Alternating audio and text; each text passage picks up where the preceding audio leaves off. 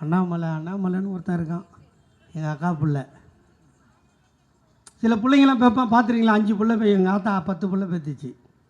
10 விதமாக இருக்குமா? அது எங்கள் அக்கா பெற்ற பிள்ளையாக இருந்தாலும் அது ஒரு அராத்தல் பிள்ளை. தேர்தலுக்கு அப்புறம் இங்கே சொன்னார் பாரு நம்ம ஆள், தேர்தலுக்கு அப்புறம் திமுகன்னு ஒரு கட்சியே இருக்காதான். அடங்கம்மாள டேய், சொல்கிறதுக்கு ஒன்று வாய் இருக்குமாடா, சொல்லலாமா? இந்த கட்சியில் கட்சி காணாமல் போகணுன்னு சொன்ன எல்லாரும் அவன் காணாமல் போய் அவன் செத்த அவன் சாவை எடுத்து அவனுக்கு சமாதி கட்டின கட்சி இந்தியாவில் ஒரு கட்சி இருக்குன்னா அது திமுகவை தவிர வேறு யாரும் இல்லை. அதுக்கு எல்லாத்துக்கும் சமாதி கட்டின ஒரு தலைவன் எங்கள் தாத்தா டாக்டர் கலைஞர். பார்லிமெண்ட்டு தேர்தல் வந்துச்சே, இப்போ ஒரு அக்கா இன்றைக்கி ஆந்திராவுக்கு போய் அமித்ஷாவை கூப்பிட்டு காதில் 2 அறை வச்சு அமைச்சிருக்கிறான்.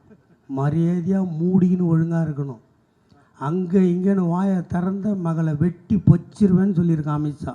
அவன் மூஞ்ச பார்த்தா அப்படி தான் இருக்குது. திமுக கட்சியினுடைய மேடை பேச்சாளர் சிவாஜி கிருஷ்ணமூர்த்தி அவர்கள் எங்களுடைய மாநில தலைவர் திரு அண்ணாமலை அண்ணனை மேடை தோறும் தொடர்ச்சியாக விமர்சித்து வரீங்க. குறிப்பாக ஆபாச வார்த்தைகளை பயன்படுத்தி தரம் தாழ்ந்த விமர்சனங்களை தொடர்ச்சியாக வைத்து வருகிறார். இது உண்மையிலே மிகப்பெரிய கண்டனத்தை தமிழக இளைஞர்கள் அனைவருமே சிவாஜி கிருஷ்ணமூர்த்திக்கு தெரிவிச்சுக்கிறோம். இது போன்று தொடர்ச்சியாக பேசுகிறது உங்களுக்கு நல்லதில்லை. ஏன்னா எங்களுடைய மாநில தலைவர் அரசியலில் இந்த 3 வருஷத்தில் திமுக மீது பல குற்றச்சாட்டுகளை வச்சுருக்காரு. ஊழல் குற்றச்சாட்டுகள், நீங்கள் செய்யக்கூடிய அனைத்தையுமே விமர்சிச்சிருக்காரு. எங்கேயாச்சும் ஒரு இடத்துல அல்லது உங்கள் கட்சி தலைவர்களையோ அல்லது உங்கள் கட்சியையோ தரம் தாழ்ந்து ஆபாசான வார்த்தைகளில் பயன்படுத்தியிருக்காரா? உங்களுடைய போலி பின்பத்தை மக்கள் முன்னால் வச்சுருக்குமே தவிர எங்கேயாச்சும் உங்களை தரம் தாழ்ந்து விமர்சித்த வரலாறு உண்டா?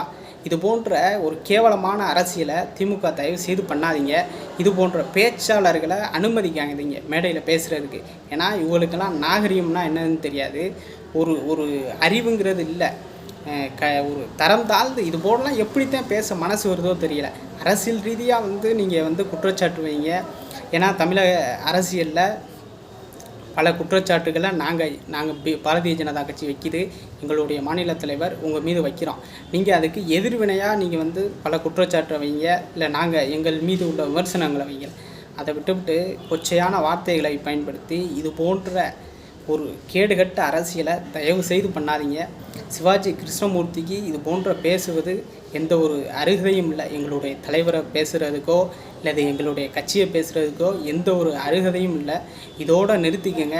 இது தொடர்ந்துச்சுன்னா நல்லா இருக்காது. தமிழக அரசியலில் இது போன்ற வார்த்தைகளை பயன்படுத்துவது திமுகவுக்கு நல்லதல்ல.